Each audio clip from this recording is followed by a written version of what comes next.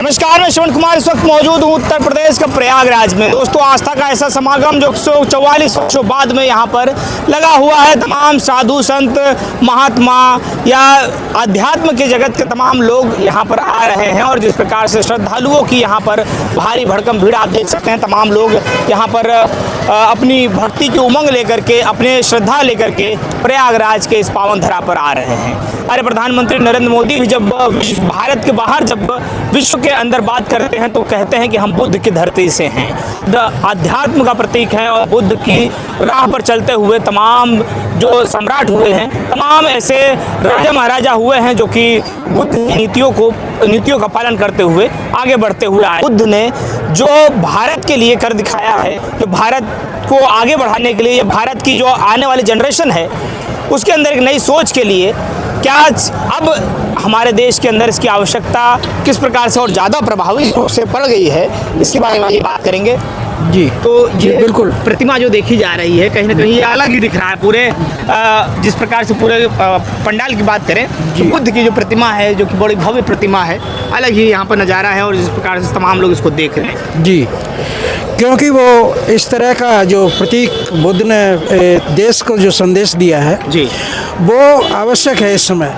और मैं आपको इस प्राचीन काल से मैं आपको इस तरह के प्रमाण दूंगा जो हमने एग्जीबिशन लगाई हुई है। अच्छा। आप देखेंगे चल के उसको। हाँ। और जनता को दिखाएंगे कि वास्तव में बुद्ध थे क्या और कब से थे और क्या उनका स्थायित्व है देश के अंदर। जी जी।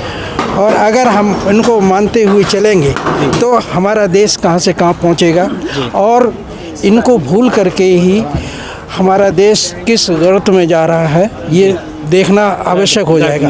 हाँ, और आप देखेंगे जो मैंने म्यूजियम लगाया है जी, उसमें किस प्राचीन काल से बुद्ध यहाँ पर इस धरती पर पैदा हुए। और विडंबना यह है कि बुद्ध जहाँ पैदा हुए वहीं समाप्ति की ओर जा रहे हैं। हमारे प्रधानमंत्री जब भी जाते हैं विदेश में जाते हैं, वो उनका एक ही कथन रहता है कि मैं बुद्ध की धरती से आया हूँ। ये बहुत बड़ी चीज़ है अपने आप में और समझना चाहिए और यहाँ के लोगों को समझना चाहिए। और मैं आपको ऐसे शख्स से हैंडओवर आपको करता हूँ कि जिन्होंने ये पूरा यहाँ जो आर्काइव लगा हुआ है अभिलेखागार, तो उसमें लेखाकार जिसको बोलना चाहिए वो 65 साल से इसकी तैयारी कर रहे हैं, इसका कलेक्शन कर रहे हैं। हाँ, 65 ईयर्स से। अच्छा, आइए कृष्ण पोरवाल जी से आपको मिलवाते हैं। बिल्कुल बिल्कुल। ये आप देख सकते हैं यहाँ पर फॉरेनर से भी तमाम जो श्रद्धालु हैं, जो आस्था को मानने वाले लोग हैं, यहाँ पर आए हुए हैं और इस बुद्ध की प्रतिमा स्वागत है। किशन पोरवाल, चंबल आर्काइव से हूँ मैं। This all collection is mine. अच्छा, mine and mine, right. And बहुत अच्छा लग रहा है ये देख करके। बाहर सबसे पहले तो प्रतिमा भी कोई भी आएगा, अगर करोड़ों लोग आ रहे हैं यहाँ पर, जिस प्रकार से उम्मीदें हैं कि 40 से 50 करोड़ लोग यहाँ पर आएंगे। तो ये सारी चीज़ें जो यहाँ पर देखा जा रहा है कि एक भारत के अंदर जिस प्रकार से बुद्ध जो है बहुत पुराने सभ्यताओं में से कहा जाए या परंपराओं में से कहा जाए, सबसे पुरानी परंपरा, तो आपने इसका कहीं ना कहीं आपको बहुत अच्छा श्रेय भी जाता है और इसके लिए आपको बहुत ज़्यादा हम धन्यवाद भी कहेंगे और प्रयाग की नगरी में है तो साधुवाद कहेंगे। तो क्या बताइए अब किस प्रकार से एक्चुअली क्या है, Buddha from all over the world, पूरी दुनिया से बुद्धा का जो मोन्यूमेंट्स और उनका जो सभ्यता का जो भी कुछ मिलता है अवशेष, मैं उसको कलेक्ट करता हूँ, संरक्षण करता हूँ। उसका संरक्षण करके लोगों को बताता हूँ कि Buddha is the base of all the religion. सारे धर्मों का बेस बुद्धा है। हिंदुत्व भी उसी से निकला है, सनातन भी उसी से निकला है, सब कुछ बुद्धा से ही निकला है। सनातन वर्ड जो है वो सबसे पहले बुद्धा से ही निकल के आया फॉर द फर्स्ट टाइम। तो Buddha is the base of all the religions. और आज की तारीख में हमारा जहाँ बुद्धा ओरिजिनेट हुआ ये धर्म, वहाँ से चला गया।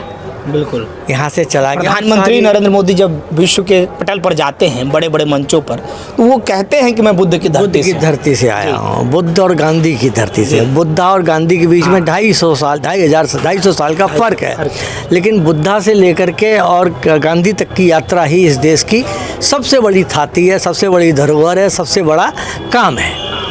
और इसी से हिंदुस्तान पहचाना जाता है। बाद में आते हैं तमाम जो मॉन्यूमेंट्स हैं, ताजमहल और ये सब बहुत बाद में आते हैं। लेकिन आज दुनिया में जो बुद्धा का धर्म फैला हुआ, थाईलैंड, बर्मा, चीन, Canada even Canada, in Russia, everywhere Buddha you will find in different forms. अलग अलग फॉर्म में बुद्धा आपको मिलेंगे। उनके मॉन्यूमेंट्स मिलेंगे, उनके मठ मिलेंगे, उनके स्तूप मिलेंगे जिन्हें तोप कहा जाता है ना। तो ये सब मिलेंगे। और ये सारनाथ में यहाँ पर सारनाथ तो यहाँ बेस है, यहीं पे उनको बुद्धत्व प्राप्त हुआ था। ये सारनाथ है, ये देखिए इस ये जगह। आप देख सकते हैं, ये जो आप देख रहे हैं, ये जो दृश्य है ये सारनाथ का है। और जिस प्रकार से इसको बनाया गया था, कहा जाता है कि उनके जो 4 मित्र थे कि 5 मित्र थे, वो एक साथ यहाँ पर आते हैं उपदेश के तौर पर। और यहीं पर बुद्धा जो है उनको ज्ञान की जो प्राप्ति होती है, पहला उपदेश यहीं पर पहला सुनाते हैं। और अंतिम जो उनका वो हुआ है, वो बुद्धा ने जहाँ पे निर्वाण लिया है, वो यहीं पास में एक जगह है, आपने सुना होगा, क्या नाम है? सारनाथ। अरे ये नेपाल बॉर्डर के पास। तिब्बत नहीं, तिब्बत नहीं है, इंडिया में है। अच्छा, इंडिया में। जी, कुशीनगर। कुशीनगर में ये, अच्छा, यहाँ पे उन्होंने निर्माण ले लिया है। अच्छा, ये अच्छा। कुशीनगर है ना जी। ये 350 साल पुराना। 350 साल पुराना। अच्छा, इसमें जो भाषा लिखी हुई है ये पाली है, पाली भाषा है। पाली भाषा। अच्छा। पाली से ही संस्कृत निकली है। भाषाओं का इतिहास आप पढ़ेंगे तो पाली इज़ द बेस भाषा, इससे संस्कृत निकली है। और संस्कृत से देवनागरी निकली है ना। इन दोनों के बीच में एक फारसी और घुसी हुई है ना। फारसी घुसी हुई है, अरबी नहीं है, फारसी है। तो फारसी इस देश की भाषा थी, लिखत पढ़त में, कचहरी, कोर्ट में, सब में। तो ये सब लिंक हैं एक दूसरे से, ठीक है। इसी में अवधी सब बाद में होती गई, सुरसैनी, अवधी, कन्नौजी, ये तमाम भाषाएं जो हैं ये सब इसी में से निकलती हैं। भाषाओं का एक लंबा इतिहास है। लेकिन बेसिस बुद्धा, बेसिस पाली, ये लोग नहीं आज मान रहे हैं। ये आज लोग नहीं मान रहे हैं, लेकिन ये बेस है। आप बताइए कि पाली से पहले कोई भाषा आपके दिमाग में है? ये था, अभी तक तो नहीं। ये था, इशारे से बात करते थे। आज भी जो लोग बोल नहीं पाते वो इशारे से, उनकी भाषा है, मुख भाषा है। ये भाषाओं का इतिहास है। और रही बात ये कि मैंने दुनिया भर के बुद्धा पे काम करके उनको एक जगह कलेक्ट करने की कोशिश की है। ये 10वां हिस्सा भी नहीं है, ये बुद्धा ही नहीं है। मैंने हिंदू संस्कृति पे, हिंदू माइथोलॉजी पे, सब पे काम किया, कैसे एक दूसरे से निकलते हुए आए हैं। चीज़ों का एक पूरा इतिहास हमारे आर्काइव में। अच्छा, जो फिर तो जब इतिहास की बात करें, आप इतिहासकार के तौर पर कहीं ना कहीं जिस प्रकार से देख रहे हैं सारी चीज़ों को, तो इसमें जब धर्म की बात आती है तो यहाँ पर जैसे भारत के अंदर जब हम बात करते हैं सर्वधर्म संभव की जब बात होती है, तो यहाँ पर जैसे एक कम्युनिटी की मैं बात करूँ विशेष तौर पर, जो अपने आप को ये साबित करने में लग जाता है कि हम बहुत पुराने हैं और हमारी आइडियोलॉजी के हिसाब से कुछ चीज़ें आने वाले समय पर बदल जाएगी या बदलनी चाहिए। ये पिछले 20 साल में पैदा हुआ है। 20 साल से पहले ये कुछ नहीं था। समधर्म समभाव का जो बात कर रहे हैं वो सबसे बेस्ट पीरियड था आज के 20 साल 25 साल पहले। 25 साल से एक नफरती वातावरण तैयार किया गया। और वो नफरती वातावरण ये है कि हम सनातन पहले है, कि बुद्धिज़्म पहले है, कि जैनिज़्म पहले है। ये चीज़ अब उन्होंने उलझा दी है। इतिहासकारों ने कह लीजिए या कुछ भी कह लीजिए, 2 तरह के लोग होते हैं, गरीब और अमीर, 2 ही जातियों में बटे हैं। और बुद्धत्व किसी का ठेका नहीं है, इंटेलेक्चुअलिटी किसी का ठेका नहीं है। जो लोग पढ़ते हैं, चीज़ों को सिस्टमेटिक स्टडी करते हैं, वही साइंटिफिक तरीका होता है सोच का। तो ये जो फैल रहा है, इसको बचाने के लिए ये सारा प्रयास है। आगे वाली जनरेशन उलझे नहीं, इसमें ना फंसे कि मैं सनातन, मैं हिंदू, मैं बुद्धत्व, मैं जैनिज़्म, फलाना ढिमका, ये सब नहीं होना चाहिए। हम जैसे हज़ारों साल से प्यार से रहते आए, सबको अपने अंदर समेटा, सबको अंदर धारण किया, उसी तरीके से अगर माहौल बनता है तो ये देश बना रहेगा। वरना ये देश 2 टुकड़े हुए, 2 से 3 हो गए। तो वही मैं इस्लाम की जब बात करता हूँ तो वो उनका ये जैसे जब उनके धर्मगुरु बात करते हैं तो कहीं ना कहीं वो सिर्फ एक तरफ ही जाने, जैसे आपने हिंदू को भी मानने की बात की, जैसे सनातन की भी जैसे एक बात होती है, आप अगर हिंदुइज्म को स्थापित करेंगे तो इस देश में एक तालमेल और एक ताना बाना था इंडियन हिंदुत्व का, इस्लाम का। सब बड़े प्यार से रहते थे, एक दूसरे के बिना काम भी नहीं चलता था, राइट। अब मज़हब के आधार पे जब आप उधर से कुछ कहेंगे तो इधर रिएक्शन होगा। इधर रिएक्शन होगा तो उनका मौलाना बोलेगा, उनका मुल्ला बोलेगा, उनका धर्मगुरु बोलेगा, वो उसके खिलाफ बोलेगा जो ये कह रहे हैं। तो ये चीज़ पैदा हो रही है। जब आप बोलेंगे कुछ तो वो उसके काउंटर में कुछ दूसरा बोलेंगे, सारा विवाद यही है। और जैसे हम रहते आए थे फिर बस ही रहने लगे तो क्या बिगड़ेगा, हमारी औलादें तो कम से कम अच्छे वातावरण में सांस लेंगी, ये देश तो बना रहेगा। ये देश सोने की चिड़िया कहलाता था, फिर सोने की चिड़िया बन सकता था। हम सबसे बड़े यूथ पावर हैं दुनिया में, इंडिया इज़ द सबसे बड़ा यूथ पावर है। अगर इस यूथ पावर को इस तरफ मोड़ दिया जाए, सांप्रदायिक सद्भाव की तरफ जोड़ दिया जाए तो ये देश तो फिर वही सोने। लेकिन कहीं देखा जाता है कि जो भारतीय लोग हैं, जो हिंदुत्व के मानने वाले लोग हैं या हिंदू हैं, जो वो बुद्ध धर्म के लिए उनको उतना ज़्यादा कोई नहीं, दे हेट, वो हेट करते हैं। हाँ, वो ये नहीं है ऐसा कुछ, वो हेट करते हैं। लगा दिया इन्होंने यहाँ पे आके सब कुछ कर दिया, लेकिन internally they are hated of highly, बहुत घृणा भरी हुई है। क्योंकि भाई बेस तो यही है। अब बेस को मिटाते मिटाते वो यहाँ तो ले आए कि सनातन आदि है और बुद्धिज्म जो है वो बाद का है। कि ऐसा है नहीं। आप दस्तावेज देखें ना उठा के, ये दस्तावेजीकरण है उसका, सारी चीज़ों का ये दस्तावेजीकरण है। जब आप देखेंगे तो बताइए क्या मिलता है आपको हिंदुत्व का, क्या क्या प्रमाण क्या मिलते हैं। शिव एक देवता है, शिव भी नहीं है, वो महादेव है, देवों का देव महादेव है। अगर मान लें हिंदुत्व में भी तो ये तो राम को ले आए हैं, महादेव को कहाँ लाते हैं। कह देते हैं राम गणेश भी हैं और ये भी है, लेकिन कहाँ लाए। शिव शैव मत पैरेलल चल रहा है, किसके, बुद्धिज़्म के पैरेलल चल रहा है। और जो महादेव है वो क्या है, आप तो मैं बताऊं तो मज़ा आएगा, हंसी आएगी, लेकिन ये बात इसमें नहीं जानी चाहिए। फिर मैं आपको अलग से बताऊंगा कि महादेव है क्या। ठीक है। अच्छा, यहाँ पर हम कुछ और देख रहे हैं, जैसे गुप्ता मौर्य पीरियड का यहाँ पर कुछ सिक्के हैं। ये सिक्के हैं कितने वर्षों पुराने? ये 2400 से लेके 2500 साल के बीच के हैं। अशोका और चंद्रगुप्त मौर्य, उन्होंने तो धर्म फैलाया है। हाँ। बुद्धित्व को यही दुनिया में ले गए हैं, है ना।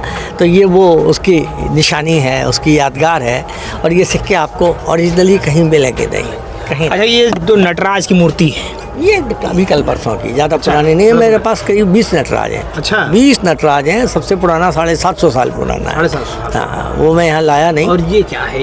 ये पत्र अच्छा, उसके अंदर पत्र रखा जाता है। हाँ, जिसको हम लोग मुगल काल में शाही फरमान कहते थे। फरमान। इसमें लेटर होता था अंदर, एक राजा। ये आप देख सकते हैं, शाही फरमान जो जाया करता, जो घोड़े पर ले जा करके दौड़ कर डाकिया 20 किलोमीटर हाँ, 20 दूसरा मिलता था, फिर तीसरा मिलता था, 20-20 किलोमीटर करके। ये बहुत फास्ट पहुंचता था। किसके काल का है, किसके समय का है? ये 450 साल पुराना है और ये मूल रूप से खजुराहो का है। खजुराहो, हाँ, 11वीं सदी की सभ्यता है, वहाँ का है ये। तो गुप्ता पीरियड जो है काफ़ी लंबे समय तक चला, और मौर्य जिसे कहा जाए। आज देखिए, मौर्य इज़ द बेस। और कहीं आता है कुछ, आज कहीं मौर्य का नाम लेते हैं, क्यों? वो शेड्यूल में चला गया, बैकवर्ड में चला गया। मौर्य को हम बैकवर्ड में डाल दिया मैंने। ये महान संस्कृति को आगे दुनिया में फैलाने के लिए जो सारा काम हुआ है वो किससे हुआ है? चंद्रगुप्त मौर्य, अशोक। बिल्कुल, चंद्रगुप्त मौर्य का तो जैसा कि कहा जाता है कि एक पीरियड जो चला था वो एक कहीं ना कहीं मैंने यहाँ पर कुछ देखा था, वो जो ड्रेनेज वगैरह की सारी जो व्यवस्थाएं होती हैं, सारी ऐसी जो सभ्यताएं होती हैं, वो पुराने काल की देखी वो सिंधु नदी घाटी की सभ्यता है। सिंधु घाटी, उस समय भाषा नहीं थी इतनी देर। हाँ, और ये जोड़ते हैं कि इस भाषा संस्कृत वहीं से निकल के आई है।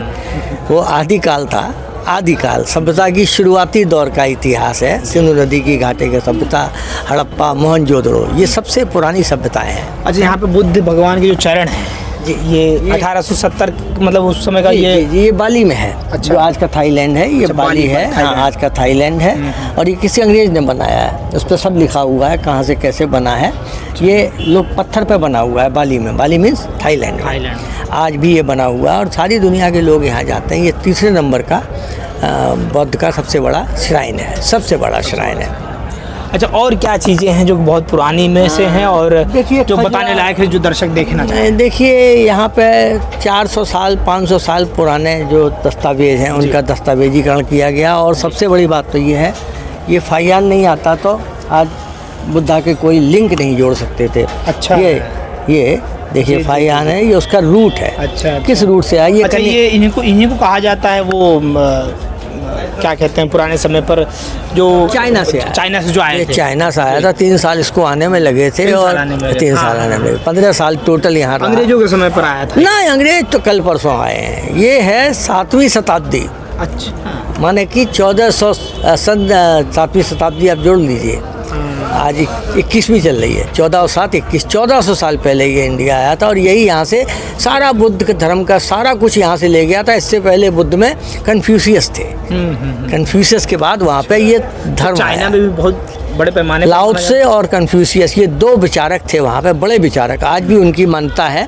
लेकिन जब बुद्ध धर्म वहाँ पहुँचा तो सारी चीज़ें पीछे चली गई, बुद्ध धर्म सबसे बढ़ के आया, वहाँ का राष्ट्रीय धर्म बना, नॉट ओनली इन चाइना। तो क्या लगता है आपको, सरकार अभी क्या इसकी तरफ ध्यान नहीं दे रही? सरकार केवल एक चीज़ पर ध्यान दे रही है, सनातन हिंदुत्व, जय श्री राम, जय श्री राम। और कुछ आपको मिलता है कहीं? इस पूरे कुंभ में आप घूमे आइए, कुछ दिखाई देता है?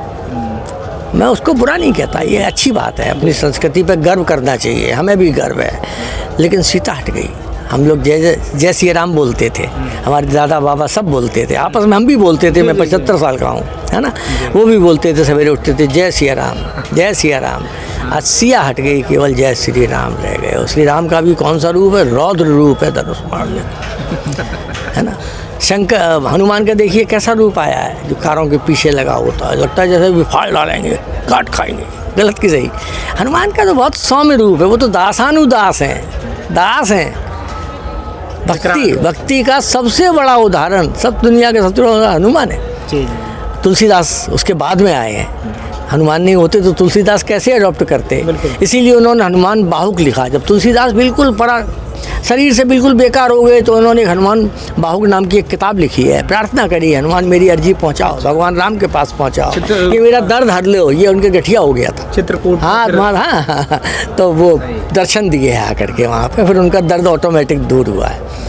तो हिंदू संस्कृति को समझने के लिए तो बहुत ब्रेन चाहिए भाई, सिस्टम चाहिए एक समझने के लिए, सिस्टमेटिक पूरा का पूरा आप जब जोड़ेंगे, और इतिहास इसी से निकल के आएगा।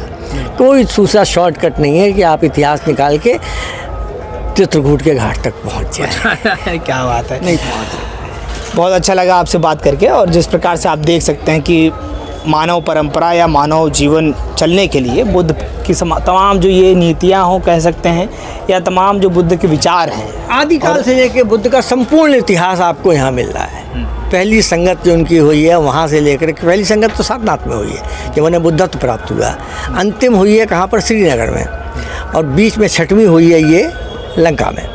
ये देखिए, ये ध्वजा लेकर के देखो, पूरा प्रोसेसन दिखाया गया है, ये लंका का है, ठीक है।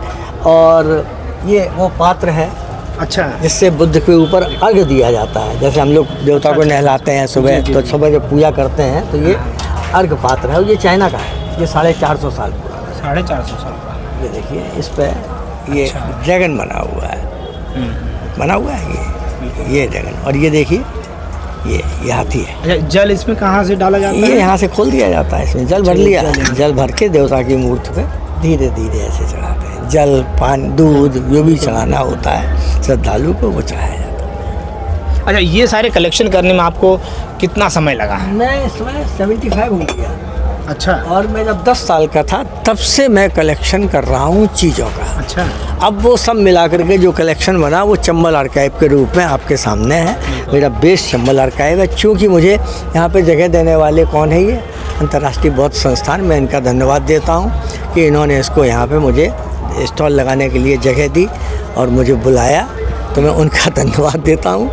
आप देख सकते हैं कि ये यहाँ पर कार्ड है और कार्ड के अंदर लिखा हुआ है कि आजीवन संरक्षण धरोहर विरासत को संयोजने वाली एक सक्रिय संस्था, फेंकना नहीं, बेचिए नहीं, हमें दीजिए। तो ये आपके पास में अगर किसी प्रकार की बुद्ध से रिलेटेड या बुद्ध परंपरा से या उस समय की कोई भी वस्तु हो, कोई भी ऐसी चीज़ हो जो आपको लगता हो कि हाँ ये हमारे पास में 400-500 साल पुरानी है, तो आप भी चीज़, किसी भी संस्था, किसी भी पीरियड की, किसी भी पीरियड की हो, चाहे वो बुद्ध पीरियड की हो, चाहे मुग़ल हो, चाहे अंग्रेज़ हो, कोई हो, क्योंकि वो सब धरोहर है। उसी से हम अपने इतिहास की कड़ियाँ मिलाते हैं। जो कोई चीज़ मिलती है भाई, एक रिसर्च क्या होती है? सही बात है, fact finding is the result. अगर आपके पास फैक्ट नहीं है और उसकी फाइंडिंग नहीं है तो आप रिसर्च कहाँ से कर लेंगे? रिसर्च कहाँ से? उसी से तो किसी निष्कर्ष पर पहुँचेंगे। फैक्ट्स मिलने चाहिए। तो फैक्ट किससे मिलते हैं? बर्तनों से, पूजा पात्रों से, संघ से, घड़ियाल से, एवरी चीज़ जो है वो मिलती है, वो उससे फैक्ट्स निकल के आते हैं। उन्हीं फैक्ट्स के आधार पर हम हिस्ट्री की कड़ियाँ मिला करके सच्ची हिस्ट्री को ला के आपके सामने रखते हैं। तो आप देख सकते हैं कि यहाँ पर बुद्ध के बारे में और बुद्ध के विचार के बारे में कहीं ना कहीं अगर आपको जानना है तो अगर आप प्रयागराज आते हैं तो इस स्थान पर आए। कौन से सेक्टर में है ये सेक्टर 18। 18। अच्छा, दूसरा ये है कि कुंभ क्या है, एक मिनट में बताता हूँ। ये मार्ग, ये 1960 लोअर के कुंभ का दृश्य, कुंभ मार्ग, लोअर संगम मार्ग जी। ये कुंभ का 1907 का विहंगम दृश्य है। कैसा था देखिए, आप कह रहे हैं आज 50 करोड़ की भीड़ आएगी, क्या आएगी। ये कुंभ का असली दृश्य है, कब का, 1907 का। और बेस क्या है कुंभ का, ये जब समुद्र मंथन हुआ, एक तरफ देवता लगे एक तरफ राक्षस लगे, तो जब मंथन हुआ तो उसमें कुंभ का घड़ा निकला। कुंभ माने घड़ा, वो घड़ा निकला और उसमें अमृत था। वो अमृत देवताओं ने पिया और जो विष निकला वो शंकर को पिला दिया, तब वो नीलकंठ बने। तो ये देखिए इनके हाथ में वो घड़ा है, ये कुंभ का बेस है। ये भी बहुत पुराना चित्र है, ये कुंभ का आधार है। इसी आधार पे आज कुंभ है, ये कुंभ का पूरा। और देखिए ये 1902 में, अच्छा, उससे भी पुराना, 1902 का। हाँ, 1902 का देखिए, और इसकी पूरी हिस्ट्री मिलाइए। कुंभ महोत्सव ये 53-54 का है। 54 का। तो आप देख सकते हैं कि तब भी भीड़ जो है, जनसंख्या जो है वो कम नहीं थी। और नौका जो उस समय पे आवागमन था, 32 करोड़ आबादी थी। 53-54 में 32 करोड़ आबादी थी, तब ये हाल था कुंभ का। और ये सारा का सारा काम जो है नौका से हुआ करता था। और आज के समय पे बोला जाता है कि नाविकों के लिए अगर यहाँ पर करते हैं तो उनको हटा दिया। दुनिया की सारी सभ्यताओं की खोज नाविकों द्वारा ही हुई है, केवल नाविकों द्वारा ही हुई है, जिनके अंदर जज्बा था। निकल पड़ते थे बस्तूल लगा के एक छोटी सी नाव पे, और कहाँ से चले आ रहे हैं, कंबोडिया से चले आ रहे हैं, इंडिया में चले आ रहे हैं, चाइना से आ रहे हैं। 37,000 किलोमीटर की यात्रा करके, कितना कष्ट सह करके उन्होंने इस संस्कृति को बचाया है। और हम उसको क्या कर रहे हैं, नष्ट भ्रष्ट कर रहे हैं। यहाँ से 14 किलोमीटर 12 किलोमीटर दूर पहुँचा दिया गया निषादों को नौका लेकर के। तो ये आप देख सकते हैं कि तमाम जो विश्व धरोहर में से एक है बुद्ध की परंपरा और बुद्ध की जो आस्था है जो लोग रखते हैं, वो अगर कुंभ में आते हैं तो सेक्टर नंबर 18 में आए, जो कि लोअर संगम का रोड है। और यहाँ पर आएंगे आप तो बुद्ध की प्रतिमा, बुद्ध की मूर्ति यहाँ पे आपको देखने को नज़र आएगी। और इसी से आप अंदाज़ा लगा लेंगे कि यहाँ पर एक नेक विचार, एक ऐसा फ्लो बह रहा है जिसे आप आकर के ग्रहण कर सकते हैं। और यहाँ पर कृष्णा जी मिलेंगे और अपना दीपक राज जी मिलेंगे, और बखूबी और पूरी तरीके से आप आएँ यहाँ पर। और आने के बाद में इस सभ्यता को, इस संस्कार को, इस संस्कृति को समझे। इस आध्यात्मिक क्षण में जब आप यहाँ आते हैं तो 2 मिनट का समय यहाँ पर भी दें। मिलते हैं फिर किसी नेक्स्ट वीडियो में। जय हिंद, जय भारत। थोड़ा सा